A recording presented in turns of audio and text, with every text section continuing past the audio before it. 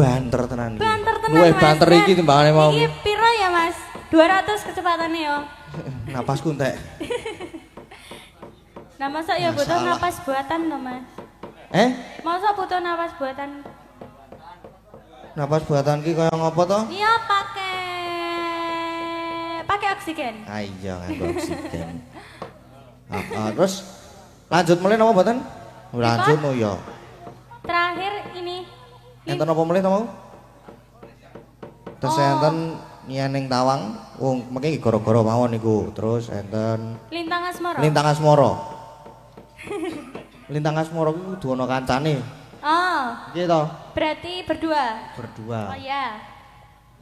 Sama siapa Mas Gading? Nika pojok dhewe nika lho. Kok panggah Bu Pras wae. Sik banget melahan kok. Lagi Lintang Asmara Ibu. Ben ora chattingan wae kan mau chattingan. Ngono kuwi chattingan karo sapa ya Mas? Aku ya ora ngerti ngono kuwi iki chattingan karo sapa. Ya karo penggemar no apa.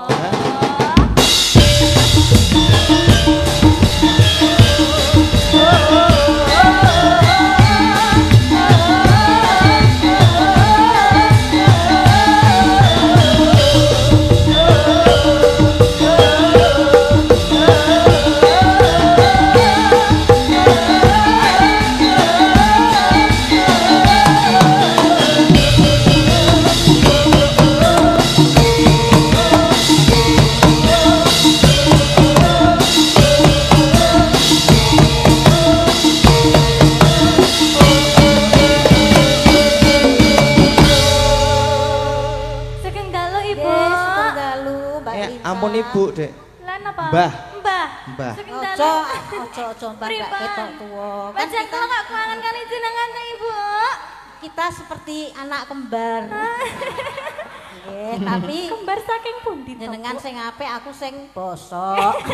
Alah nggih boten to, Bu. Oh, ya ning ya mesti do milih aku lho nok daripada kowe. Nggih. Tak tekonane. Milih sinten nggih? Kinyis ngene lho.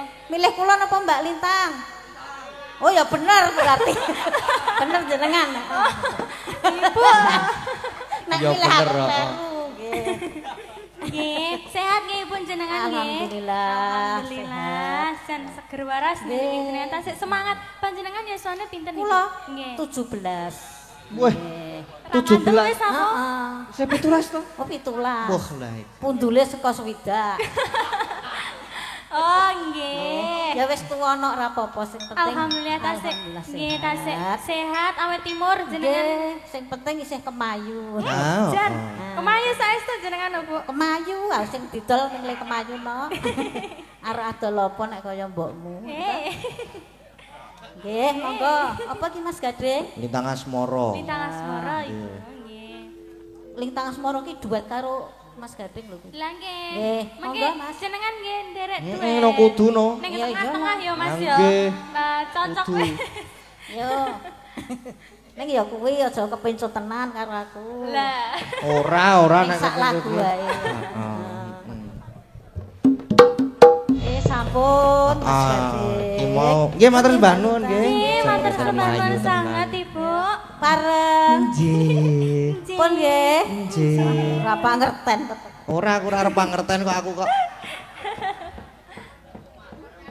Nggih, sampun Mas Gading. Nggih menika. Mungkin niki tesih kirang yeneng tawang nggih. Oh nggih. Nggih kalih wau enten sik request sak-sake sing penting Mas Gading iso nggih. Mengke gampil dipinangkani wonten ing gara-gara nggih. Niki nggih. Soale wol limbukan niku gasik. Nggih, Mas. Jam setengah 11 pun limbukan. Iya. Dadose niki mengke di apa jenenge pamunduran sing dereng dipinangkani diteruske ten gara-gara mle Dik Lintang. Iya Mas Gading. Nggih, mengke soalé niki nggih. Lakone niku dawa banget niki tesian. Nggih. Sak dawa-dawane niki. Nggih, semangat Mas Gading yang ganteng. ganteng. Matur sembah nuwun. Terima kasih Dik Lintang. Nak, piye, Pak? Aja digugu ya lek bengok-bengok kuwi rasa digugu. Ora. Iki ganteng ya lakone isih dawa tur ya apa jenenge mau le limbukan mau ya rada gasik. Iya. Dadi iki neruske lakon sik mengko pamundhutan sing durung dipinangkani diteruske dipinangkani ning gre-gre. Ning goro-goro. Heeh ning gara-gara mengko dipinangkani meneh. Diteruske sing durung dipinangkani. Ya mak ngono. Ayo saiki gak adewe neruske lakon sik. Ya mak ayo tak derekke. Tansah marapa-moring sukma. Sukma sinukma winaya ing asepi sirim menteleng ing kalbu bambu kaning warana tarlen saking liep-leping aluyup pindha pasating sumbana sumusuping rasa jati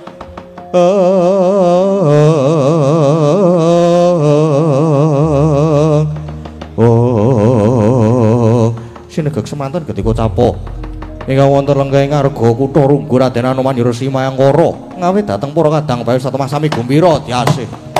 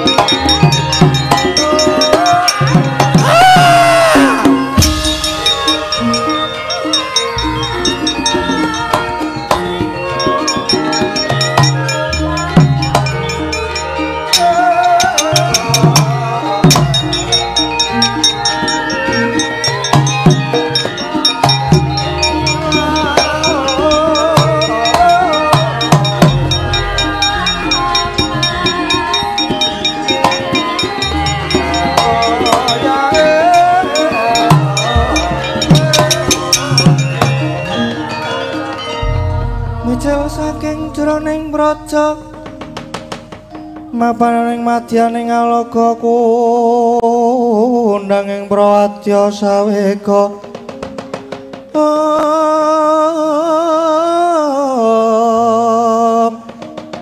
pasara tambur miyang suling pepandhen taludak miya pandira kakandha mawarna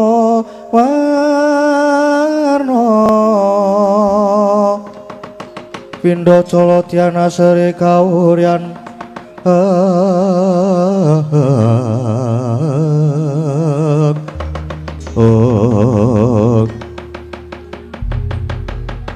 kadangku Anoman Mayangkara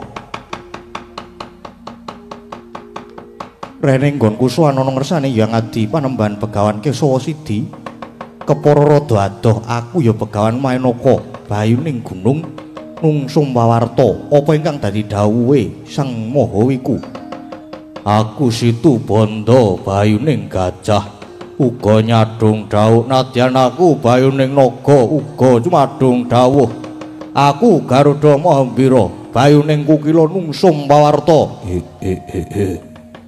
aku ya sowan kepara jagat nanging kurang wijang enggal dawuhna Anoman kadangku bayu kabeh apa ingkang dadi krontaking ati awake dhewe kabeh wis tak aturke ana ngersane Sang Mahayogi. Ya panembahan Begawan Kesawa Sidi ya kuwi. Nggone awake dhewe nyuwun supaya dituntun ana marganing kasampurnan. Nanging manut dawuhe pengendikane iki pancen durung titiwancine para kadang Bayu Minta swarga. Merga isih akeh jejiban ingkang kudu disangkul ana ing marcapada iki. Melu ngisas angkara murka buji candala. Mula kadang Bayu padha sabar dhisik. Lah bener sing dadi pandugaku. Awake dhewe pancen durung wancine yen nyuwun disampurnake. Apa maneh iki kadang Bayu kaya durung jangkep. Merga kadang Bayu iku ana 7. Iki ingkang durung manunggal ya kuwi Raden Werkudara Bayuning Kusuma. Dadi pangrasaku kaya isih gontang. Ya bener kuwi. Isake jeciban ingkang kudu disangkul. Melu ngewangi Werkudara. Kudu melu ngewangi Werkudara. Bayuning Kusuma nggone memayu hayuning bawana ngreksa kayuananing jagat raya. Ya Hanuman. Lah banjur piye sing dadi dawuhe Sang Mahawiku?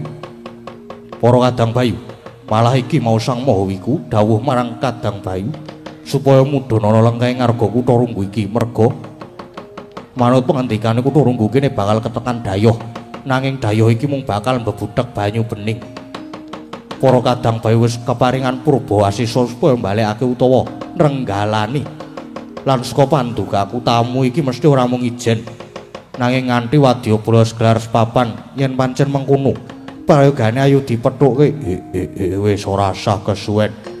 Ayo enggal dipethuke sekirane gawe geger diadepi bareng-bareng.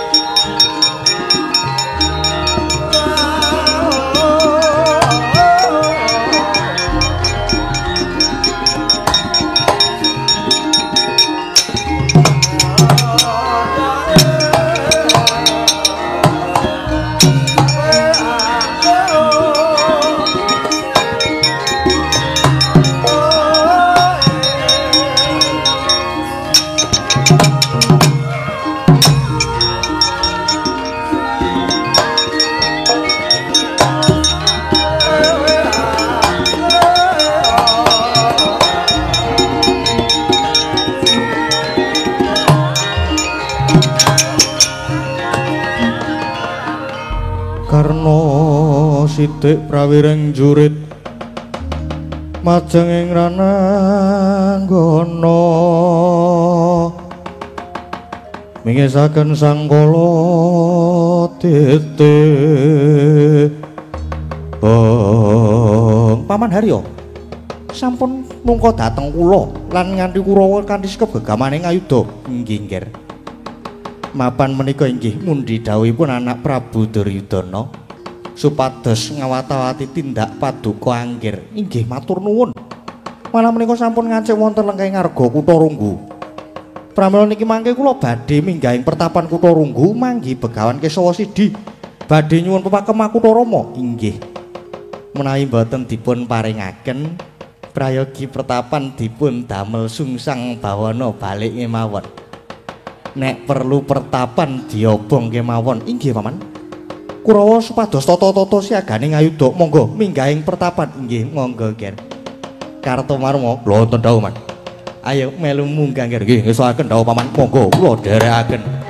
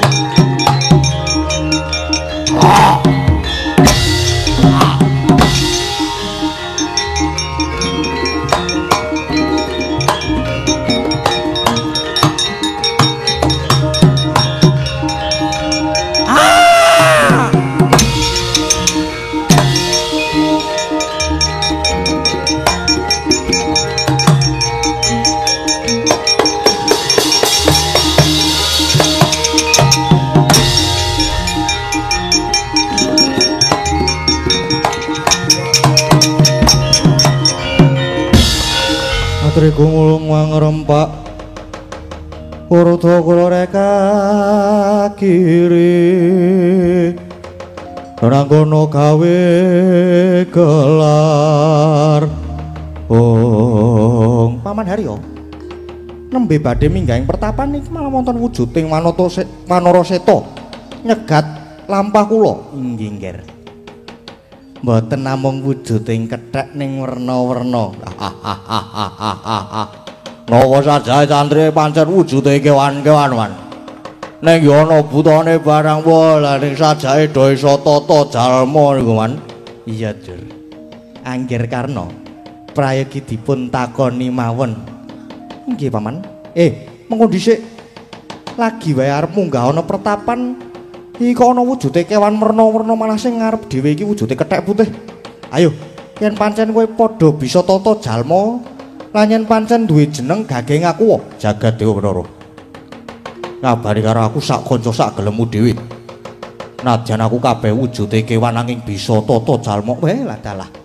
Bisa tata jalma yen ngono kowe duwe jeneng. Sapa aramu?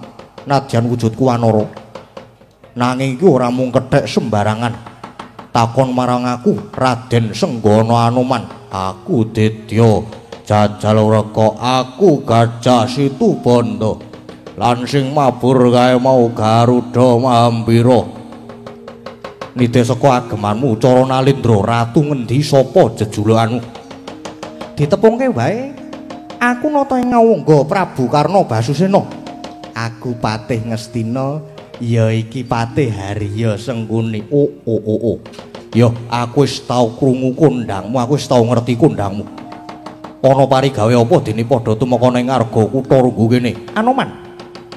Jaring pertapan Kutarunggu kene bakal mudune Wahyu Pakem Kutarama. Ingkang saiki diasta dening Begawan Kesawa Sidi. Lan mbok menawa kowe ingkang dadi cantrike Dasar Keparanyata. Aku sak sedulur iki siswane Sang Mahayogi. Lah yen ngono, ayo kowe saiki sumingira.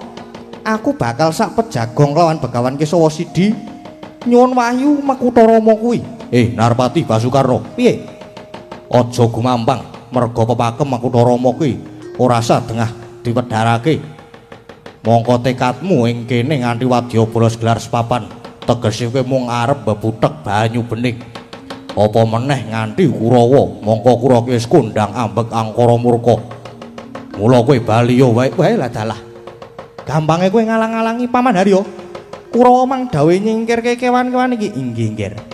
Kurawa, ayo do nyambut kae iki sing wangsulan kok mung wong siji ya. Kurawa, ayo do nyambut gawe lenggaske coklo kendarate niku. Wah iki gawean meneh.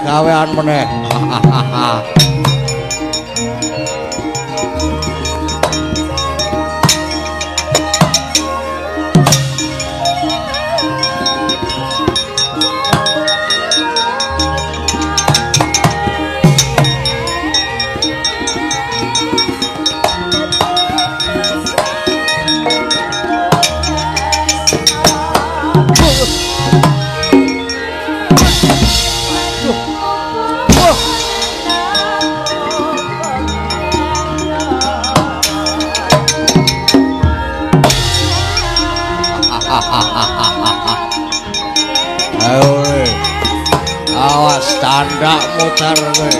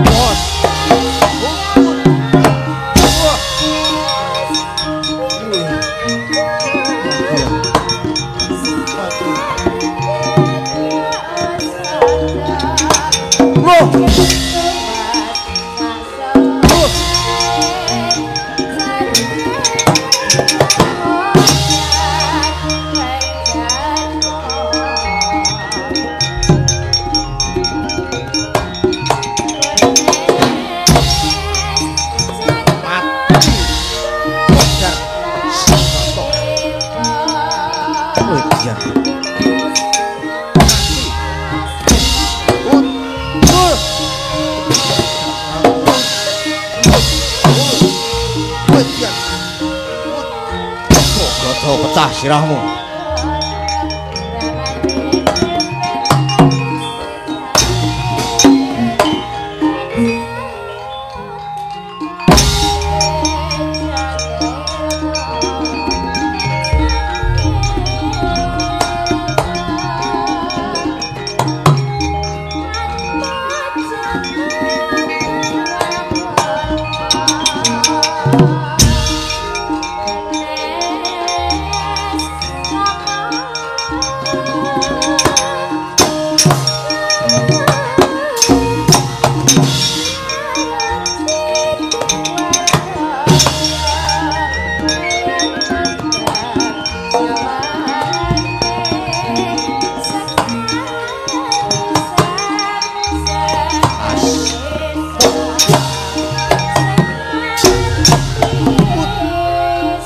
Jorge.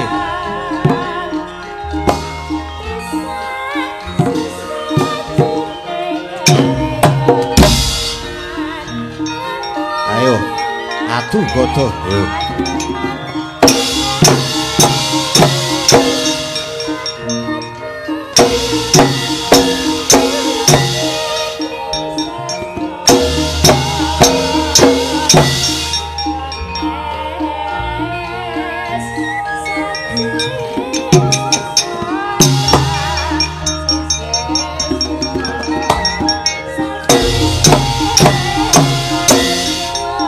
Podra gue.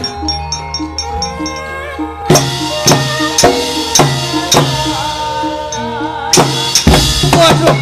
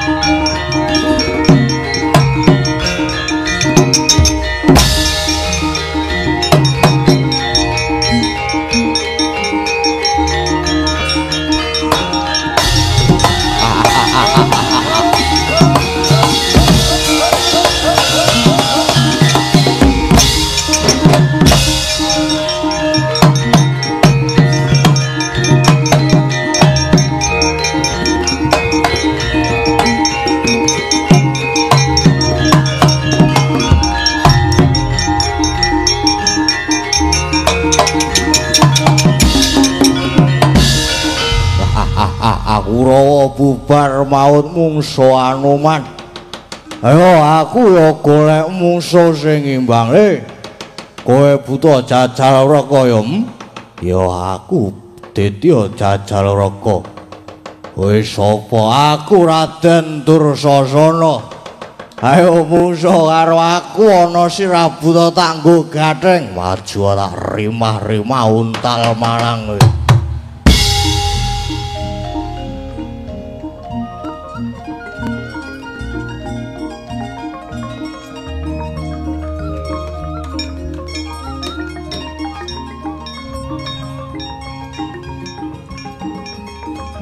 Wah, rada medeni.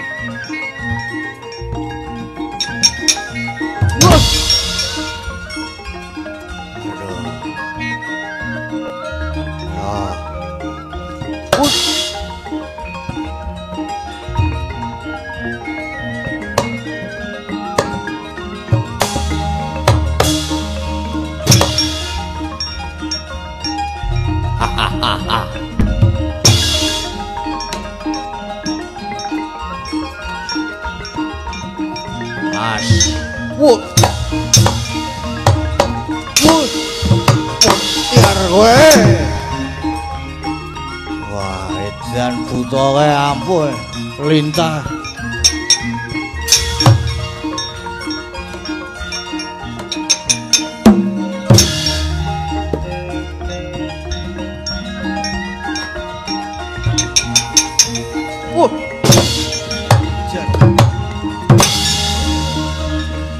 Ojo Indra.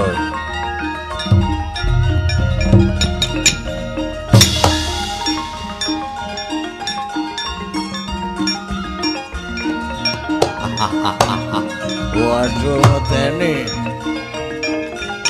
Oh. Terpus. Wah, rumpul modar ini. Wah.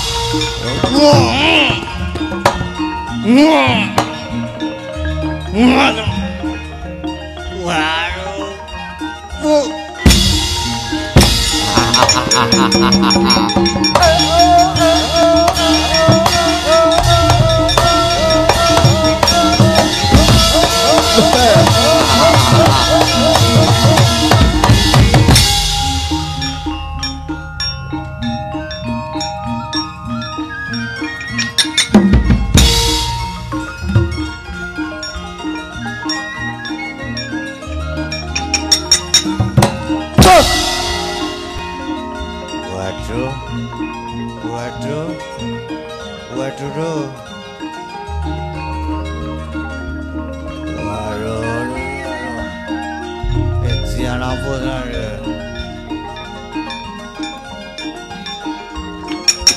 Waduh. Wah.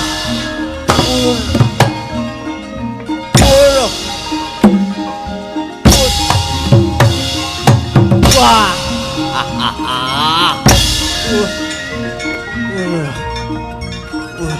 Mati lah. Woi. Wah.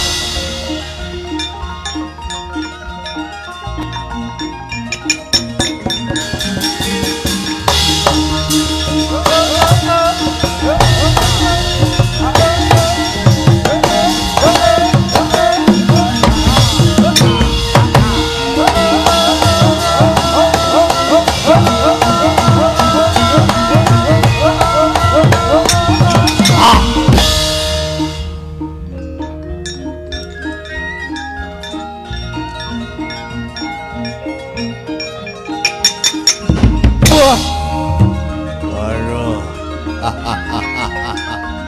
Ya, padha kowe.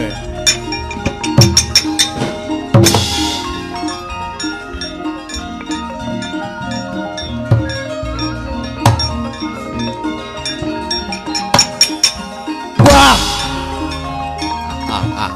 Jar ora rubuh. Oh ya. Mutar kowe. Mati mutar. Ah. Waduh.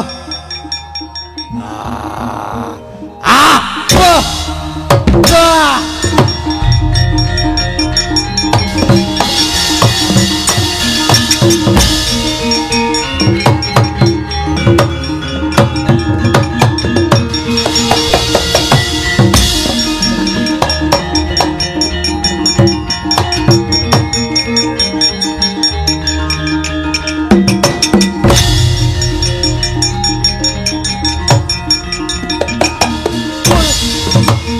Ya.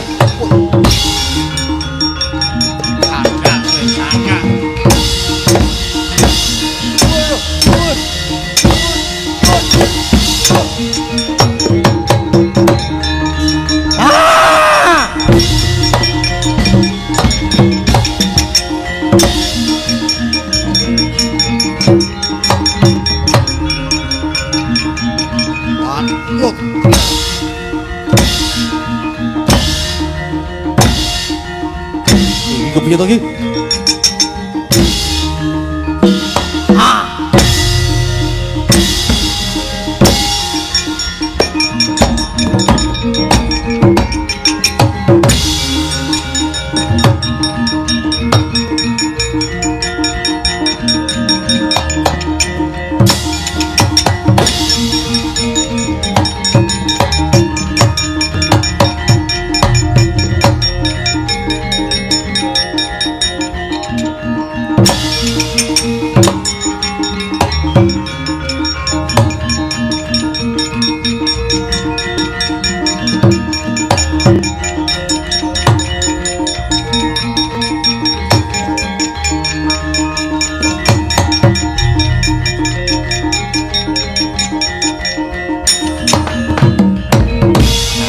Pripun niki nggih?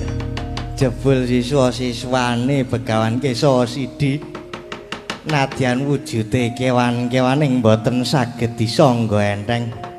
Kurawa sampun bubar mawut. Prayoginipun pripun niki, Nger? Paman.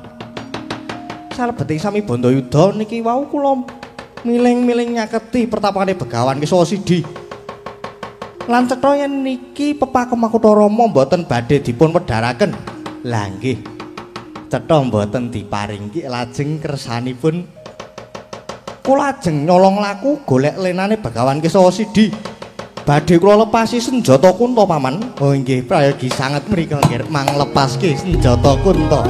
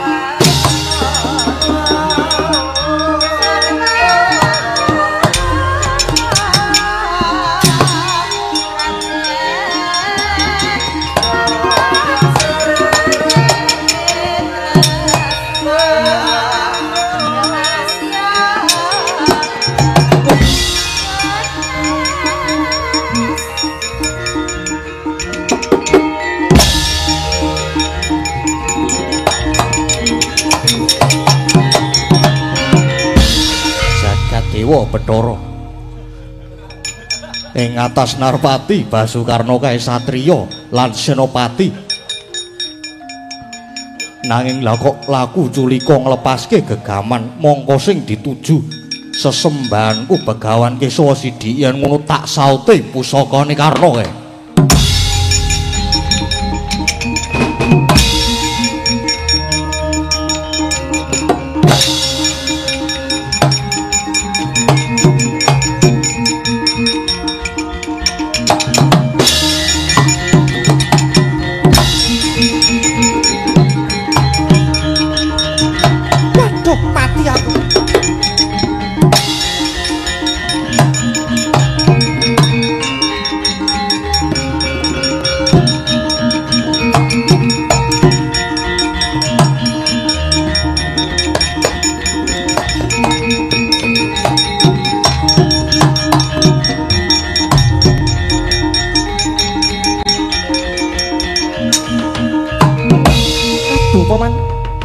Pusaka kula senjata Kunta malah disaut Anoman pindha dipun lolosi otot bebayu kula.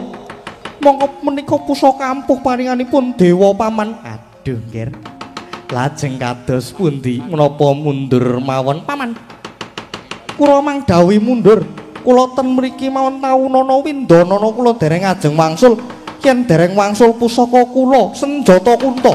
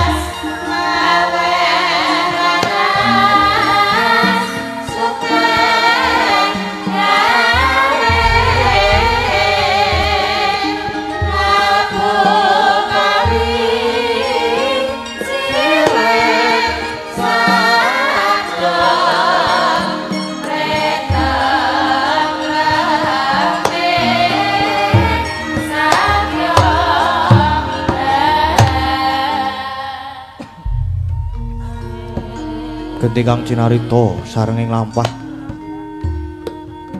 ing sawetaning negari sing glawura wonten asramaning pendhita winastan Pertapan Dasana kinarya pertapane sak raja pandhita peparap Begawan Wibisana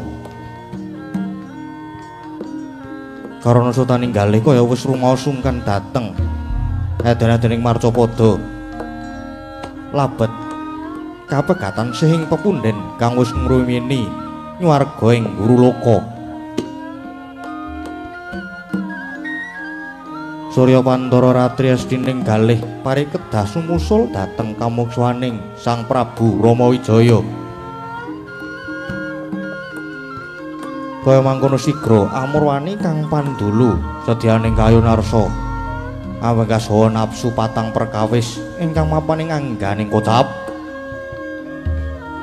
dadah sekala ana cahya mijil saking jagating Dyan Wibisana nanging ilanging cahya dadi wujud sipat titaing Bathara kaget kadura wekasan Sang Begawan Wibisana dadi jugar semedine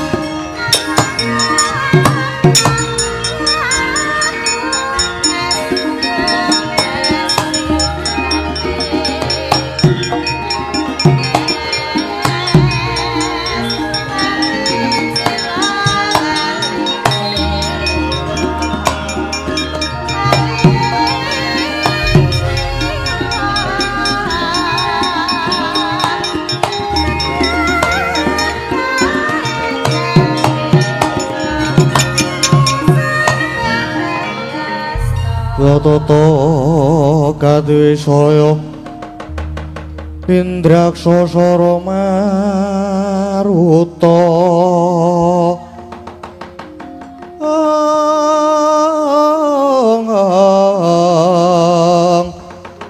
Bawana kono margana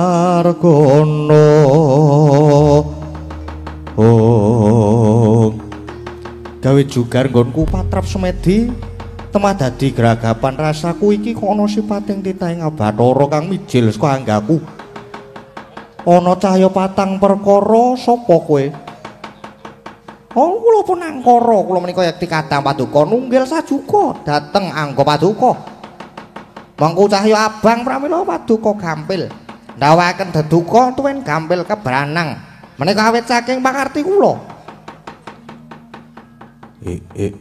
kula ugi kadang paduka nunggil sajuka ing angga paduka nami kula pun Ludra mangko cahya ireng pramila paduka gadah raos luwe kepengin dahar ngunjuk menika wakarti kula dalah kula inggih kadang paduka nunggil sajiwa nami kula Sukarda mangku cahya kuning neng boten enten buta werna kuning saentene nggih ngaten niki pramila paduka gadah pepinginan ngadi sarira ngadi busana remen ulah asmara menika saking makarti kula nadyan kula ugi kadang paduka mengku cahya seta nami kula pun Nuraga Pramila paduka gadah musik tumindak suci. Remen olah manembah jati. Oh, dadi kowe kabeh kadangku caturwarna. Kula ninggih dosang peremban. Wit brol mijil wonten ing Madyapada kula kadang menika sampun nunggil sajiwa kalian angga paduka. Nanging kenging menapa wekdal mangke paduka bengkas. Kenging menapa paduka tega dateng kula. Kadangku caturwarna. Ora teges aku tega marang kowe kabeh.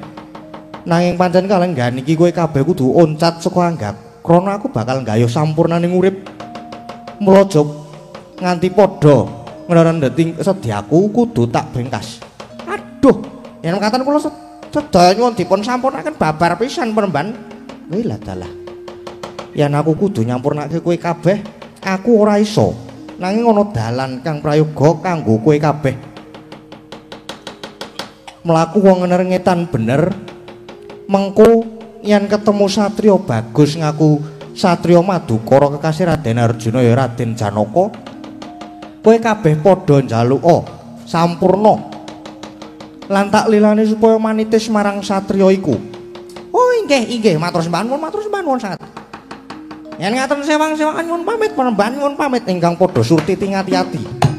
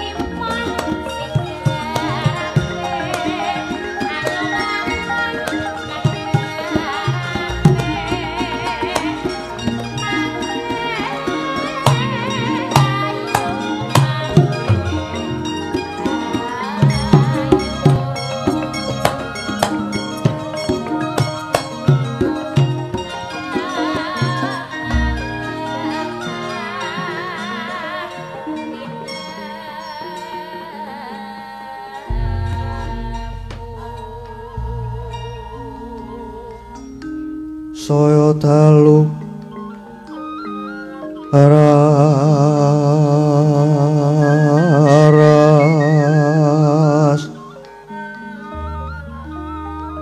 apyara sorot lintang kangku medhap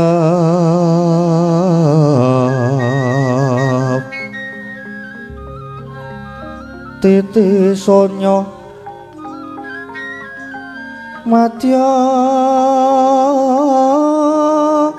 ratri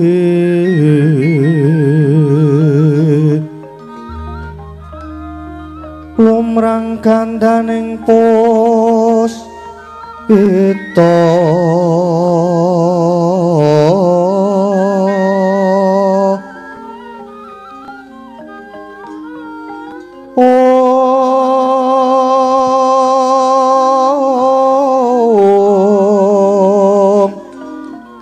karanggan putyanira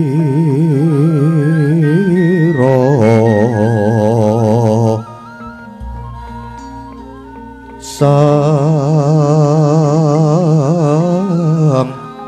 Twijawara mrengeng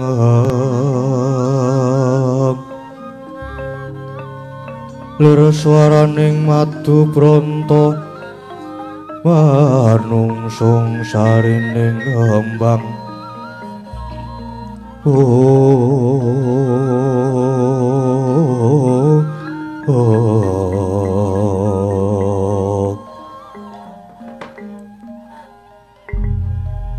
bocah bajang ireng angin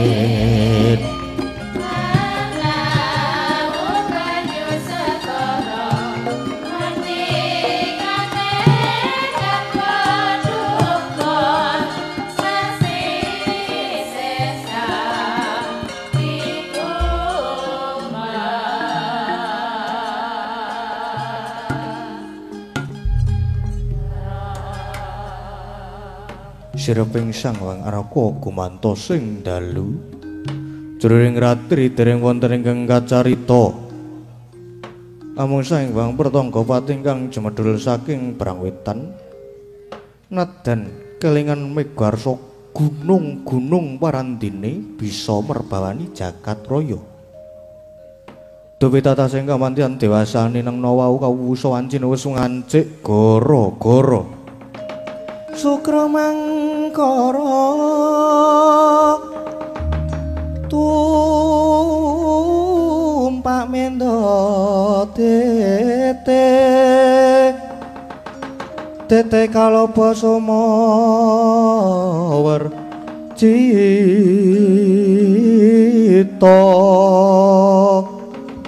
anggara rekata Buta Maesaras pati mintuna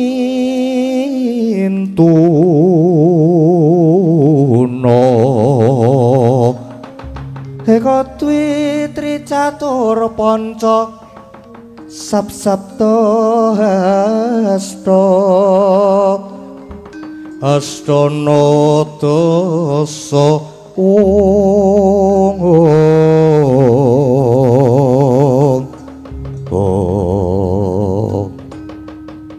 Goro-goro apa to pertandane goro-goro Goro-goro ing jagating pakliran saiki amung ngurmati mijilira parapat punakawan Kilurah Sumargareng Petruk Smawana Kilurah Bagong ingkang samya gegecekan madyaning ora romba alon arire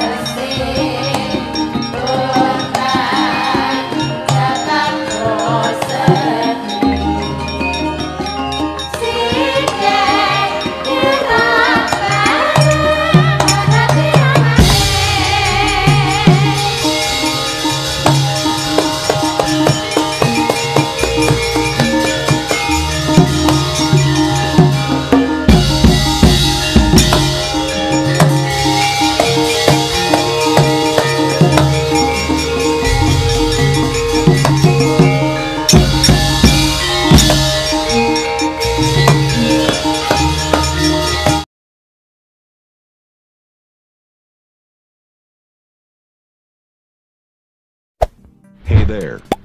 Subscribe to my channel. And also press this bell icon.